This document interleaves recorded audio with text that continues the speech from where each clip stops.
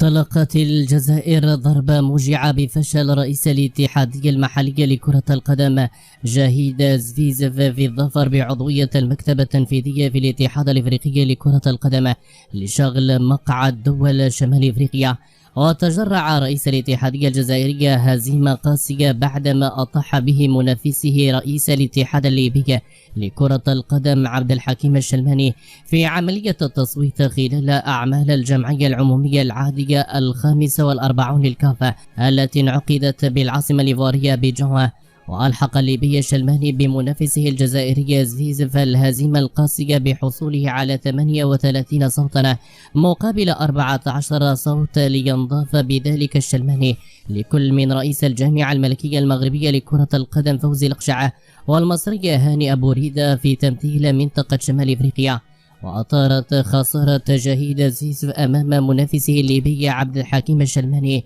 وفشله في الظفر بعضوية الاتحاد الافريقي لكرة القدم موجة غضب عارمة على مواقع التواصل الاجتماعي في الجزائر، حيث صبت ردود الافعال في اتجاه وصفه بالفشل، داعية اياه الى وضع استقالته وترك منصبه على رأس الاتحادية الجزائرية. كما اتهم كثير من الجزائريين رئيس الجامعة الملكية المغربية لكرة القدم فوزي القشعة باستخدامه لما أسموه الكولسة لقطع الطريق على رئيس الاتحادية الجزائرية لكرة القدم جاهيد زفيزف حتى لا يظفر بعضوية الكافة. هذا ومباشرة بعد الخسارة المذلة لرئيس الاتحاد الجزائري قامت منابر إعلامية جزائرية بصب جم غضبها على فوزي القشعة، ونشرت جريدة الشروق الجزائرية فيديو تتهم من خلاله فوزي القشعة معنونة عليها رئيس الاتحاد المغربي لكرة القدم عامل كل شيء ضد الجزائر.